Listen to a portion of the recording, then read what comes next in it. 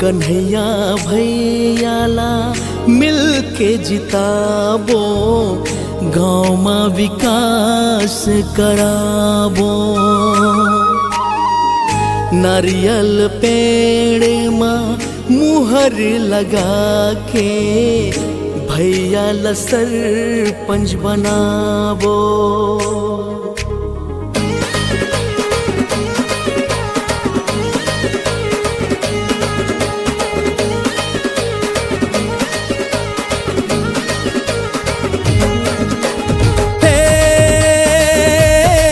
संगवारी मोन ए विकास करोया आगे, सबके दुख हरोया आगे। कन्हैया चौहान के साथ मचलबो, मिल के जिताबो जी, मुखिया बनाबो।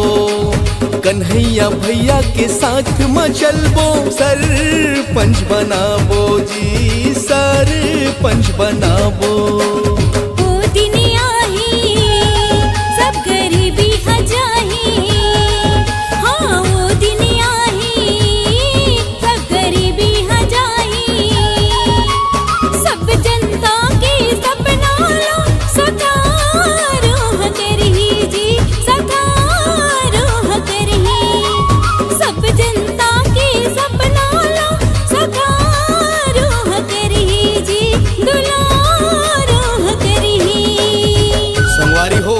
आप मन ला बिल्कुल नहीं भुलाना है, नारियल पेड़ छाप में ही मुहर लगाना है और हमार कन्हैया चौहान भैया ला भारी से भारी मत में विजयी बनाना है, भारी से भारी मत में विजयी बनाना है।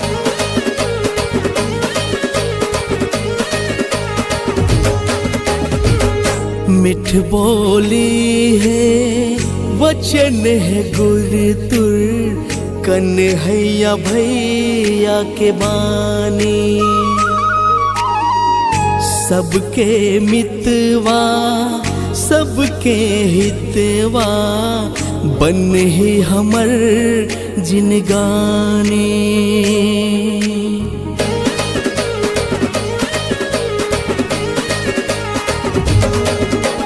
हे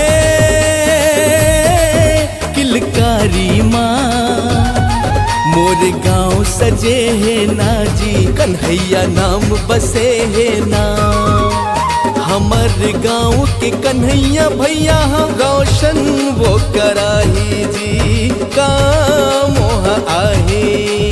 हमर गाँव संगी वो स्वर्ग बनाही जी, काम आहे। सुरतारा भैया लतो मन, हाँ सुरतारा भैया लतो मन। तारू मोहा की धार तुम धन भुला ना जी, तुम धन भुला ना।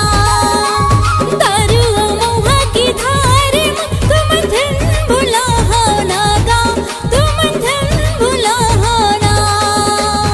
अरे कक्का सुघर होकर बोली बहना, कतका सुघर होकर बोली बहना। और सगरो गांव ला हमर यही है कहना, और सीना ताने खड़े है भैया संगवारी हो, सीना ताने खड़े है गांव के विकास करे बर। तो नारियल पेड़ में ही मुहर लगाना है और कन्हैया भैया ला जिताना है। सबके मुख माँ नाम है कन्हैया, झूठ लबारी नो है। बचपन ले वो गाँव सवारे, सबला मोह मोह है।